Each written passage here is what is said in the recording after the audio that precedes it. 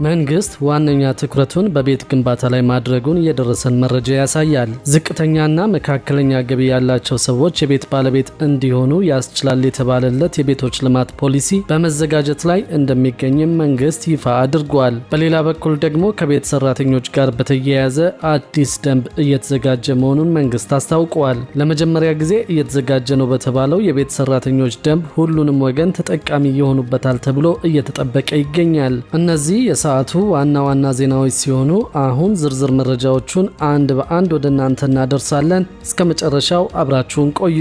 መንግስት ዋነኛ ትኩረቱን በቤት ግንባታ ላይ ማድረጉን የደረሰን መረጃ ያሳያል። ዝቅተኛና መካከለኛ ገቢ ያላቸው ሰዎች የቤት ባለቤት እንዲሆኑ ያስችላል የተባለለት የቤቶች ልማት ፖሊሲ እየተሰናዳ እንደሚገኝም መንግስት ይፋ አድርጓል። ፖሊሲው ለቤት ግንባታ የሚሆን የመሬት የፋይናንስ አቅርቦት እንዴት ይሁን የሚለውን ያካተተ እንደሚሆን የከተማና መሰረተ ልማት ሚኒስቴር አሳውቀዋል። ፖሊሲው አነስተኛና መካከለኛ ገቢ ላላቸው ዜጎች መኖሪያ ቤት እንዲኖራቸው ለማድረግ 8 አቅጣጫዎችን ለይቶ ያስቀመጠ እንደሆነም ተነግሯል። በተጨማሪም በመጪዎቹ 5 ዓመታት ሊገነባ የታቀደው የ1.5 ሚሊዮን ቤቶች ግንባታም እውን ለማድረግ ፖሊሲው አስቻይ ሁኔታን ይፈጥራል ተብሎለታል። የከተማና መሰረተ ልማት ሚኒስቴር የቤቶች ልማት መሪ ስራ አስፈጻሚ አቶ ጸጋይ ሞሼ የቤት ችግርን ለመፍታት የመሬትና የፋይናንስ አቅርቦት ችግር መፈታት፣ ዘመናዊ ቴክኖሎጂዎችን መጠቀም፣ መሰረተ ልማትን ማሟላት የሚሉና ሌሎች በፖሊሲው ተለይተው ተቀምጠዋል። እነሱ ላይም ይሰራል ብለዋል። የግል ቤት አልሚዎች ከዚህ ቀደም ሲያነሷቸው የነበሩ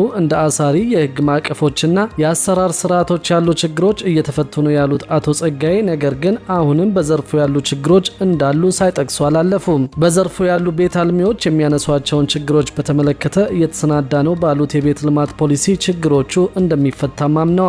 ከተያዘው ዓመት ጀምሮ በመዲናዋ 100 ሺህ ቤቶችን ለመገንባት ታቅዶ ዘርፈ ብዙ እንቅስቃሴዎች እየተደረጉ እንደሚገኝ የአዲስ አበባ ከተማ አስተዳደር በቅርቡ ማሳወቁ የሚታወቅ ነው። በዚህ የቤት ልማት ፕሮጀክት ቀደም ሲል የቤት ባለቤት ለመሆን ገንዘብ ሲቆጥቡ የነበሩ ዜጎችን ቅድሚያ ታሳቢ ለማድረግ መታቀዱም ታውቋል። 100 ሺህ ቤቶችን ለመገንባት ሲታሰብ 50 ሺውን በመንግስትና በግለሰቦች አጋርነት እንዲሁም 50 ሺውን በመንግስት አቅም ለመገንባት አስፈላጊ የሚባሉ የቴክኖሎጂ ስራዎች መሰራታቸውን ሰምተናል። የዲዛይንና የፋይናንስ ስራዎችን በራስ አቅምና ሌሎች አማራጮችን በመጠቀም ግንባታውን ለማከናወን ዝግጅት መጀመሩ ታውቋል። በተጨማሪም መፍጠንንና መፍጠርን ታሳቢ ያደረገ የከተማ ልማት እንቅስቃሴን ከግብ ለማድረስ ግንባታውን በቴክኖሎጂ የማገዝ ስራ በስፋት እየተከናወነ እንደሚገኝ ታውቋል። ከዚህ ጎን ለጎን በአዲስ አበባ ህንፃ አስገንቢዎች የሰራተኞችን ደህንነት የሚቆጣጠር ባለሙያ እንዲመድቡ ግዴታ ሊጣልባቸው መሆኑ ታውቋል። በአዲስ አበባ ከተማ ህንፃ የሚያስገነቡ የሰራተኞችን ደህንነት የሚቆጣጠር ባለሙያ እንዲመድቡ እንደሚገደዱ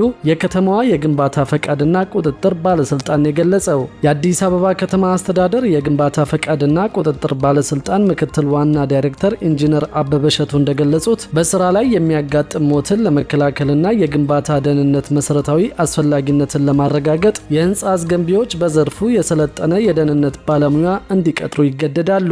ይህን ለማድረግ የሚያስችል መመሪያ እንደሚወጣ ገልጸው እያንዳንዱ የግንባታ ቦታ በህግ ተደግፎ የደህንነት ባለሙያ ይኖረዋል ብለዋል። በግንባታ ደህንነት የሰለጠኑ ባለሙያዎች ገበያ ውስጥ ምን ያህል ይገኛሉ ተብሎ ሲፈተሽ የተገኘው መጠን በቂ አለመሆኑንና ጉድለት መኖሩን የጠቀሱት ኢንጂነር አበበ ለዚህም ሲባል በ7 ዙር ትርጉም ያለው ስልጠና መሰጠቱንና በመጪው ሳምንት ደግሞ 8ኛው ዙር እንደሚጀመር ገልጸዋል። በተያዘው የ2018 በጀት ዓመት 2000 ባለሙያዎችን ለማሰልጠን እቅድ ተይዞ እየተሰራ እንደሚገኝ ባለፉት 6 ወራት ብቻ ከ800 በላይ ባለሙያዎች መሰልጠናቸውን አስረድተዋል። የደህንነት ባለሙያዎችን ማሰማራት መቼ ይጀምራል ተብሎ ጥያቄ የቀረበላቸው ምክትል ዋና ዳይሬክተሩ ጊዜውን ከመግለጽ ተቆጥበዋል። ሆኖም 2000 ባለሙያዎች ከሰለጠኑ በአዲስ አበባ ውስጥ ለሚደረጉ ግንባታዎች በቂ ናቸው ተብሎ ስለሚታሰብ ወደ ህግ ማሻሻል እንደሚገባና ቅጥሩ ጎን ለጎን አብሮ እንደሚሰራ ተናግረዋል። አንድ ህንፃ ሲገነባ ኮንትራክተርና አማካሪ ባለሙያዎች የግድ መኖር አለባቸው። ስለዚህም የደህንነት ባለሙያ ግዴታ ያስፈልጋል ማለት ነው ብለዋል። የሚወጣው መመሪያ እያንዳንዱ ግንባታ ምን መስፈርቶችን ማሟላት አለበት የሚለውን የሚገልጹ ዓለም አቀፍና ሀገራዊ ነባራዊ ሁኔታዎችን ያገናዘቡ በትንሹ 17 ነጥቦች እንደሚኖሩት ተናግረዋል። ህንፃ ሲገነባ ከላይ ሊወድቁ የሚችሉ ቁሳቁሶችን መከላከል እንዲችል ዙሪያውን በደህንነት መረብ መጠበቅ አለበት የሚለው አንደኛው ሲሆን ባለሙያዎችን በተመለከተም የደህንነት ጫማ፣ የራስ ቅል መሸፈኛ፣ አንጸባራቂ ልብስና የእጅ ጓንት ሊኖራቸው ይገባል ብለዋል። የአንድ ህንፃ ግንባታ እስከ እስከሚያልቅ ድረስም ለአሳንሰር ተብለው የሚለዩ ክፍሎች መደፈን አለባቸው ብለው ሰራተኞችም በደህንነት ባለሙያ ስለቀን ውሏቸው ማብራሪያ ተሰጧቸው ሊያሟላቸው የሚገቡ የደህንነት መሳሪያዎችን እንደሚጠቀሙ ተረጋግጦ ወደ ስራ እንዲገቡ የሚሉ ተጠቃሽ ነጥቦች መሆናቸውን ተናግረዋል። በሌላ በኩል ደግሞ ከቤት ሰራተኞች ጋር በተያያዘ አዲስ ደንብ እየተዘጋጀ መሆኑን መንግስት አሳውቀዋል። ለመጀመሪያ ጊዜ እየተዘጋጀ ነው በተባለለት የቤት ሰራተኞች ደንብ ሁሉንም ወገን ተጠቃሚ የሚሆኑበት ይሆናል ተብሎ እየተጠበቀ ይገኛል። በቤት ሰራተኞችና በአሰሪዎች መካከል ያለውን ግንኙነት ህጋዊ መስመር የሚያስይዝና የህገ ወጥ ደላሎችን ጣልቃ ገብነት የሚገታ አዲስ ደንብ እየተዘጋጀ ነው ተብሏል። በስራና ክህሎት ሚኒስቴር እየተዘጋጀው ያለው ይህ ደንብ በቤት ሰራተኞች ላይ የሚደርሱ አካላዊና ስነ ልቦናዊ ጥቃቶችን ለመከላከል እንዲሁም ደግሞ የአሰሪዎችን መብትና ደህንነት ለማስጠበቅ ያለመ መሆኑ ተነግሯል። ብዙ ጊዜ የቤት ሰራተኛ ሲባል ሰው የሚገነዘበው 70% የሚሆኑትን ሴት የቤት ሰራተኞችን ብቻ ቢሆንም በዚህ ደንብ ግን አትክልተኛ፣ ሹፌርና ሌሎችን በመኖሪያ ቤት ተቀጥረው የሚሰሩ ሰራተኞችን ጭምር እንደሚያካትት ተጠቁመዋል። በሚኒስቴሩ የኢንዱስትሪ ግንኙነትና የስራ ሁኔታዎች ቁጥጥር መሪ ስራ አስፈጻሚ አቶ ጡመዝጊ በርሄ እንደተናገሩት ከሆነ አዲሱ ደንብ በቀጣሪም ሆነ በተቀጣሪ በኩል የሚነሱ ችግሮችና ፈተናዎችን የሚፈታ በተለያየ ጊዜ በሁለቱ መካከል ተደረጉ የሚባሉ አሰቃቂ ወንጀሎችንም የሚቀንስ እንደሆነ አስረድተዋል። ደንቡ ዓለም አቀፍ ስምምነቶችንና የሌሎች ሀገራት ተሞክሮዎችን በመውሰድ የስራ ሰዓት፣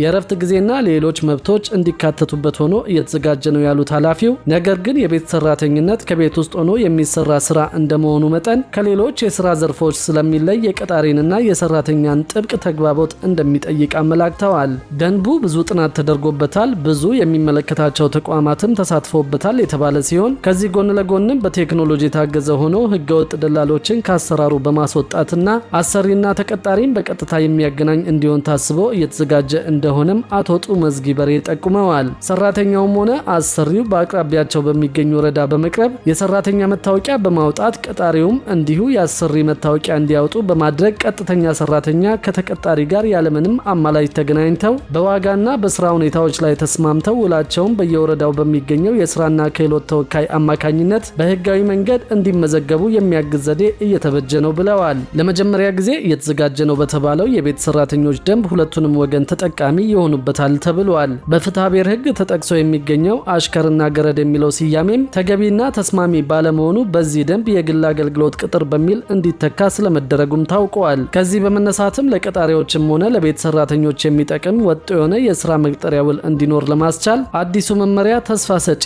እንቅስቃሴ መሆኑ ታውቋል። ከዚሁ ጋር ተያይዞ ሙሉ መውጣቱ ብቻ ሳይሆን ተፈጻሚነቱ ውስጥ እስከምን ድረስ ነው የሚለው ጉዳይ ማህበረሰቡ በደንብ ማየት ስላለበት የግንዛቤ ፈጠራ ስራ እየተሰራበት እንደሚገኝ ተገልጿል።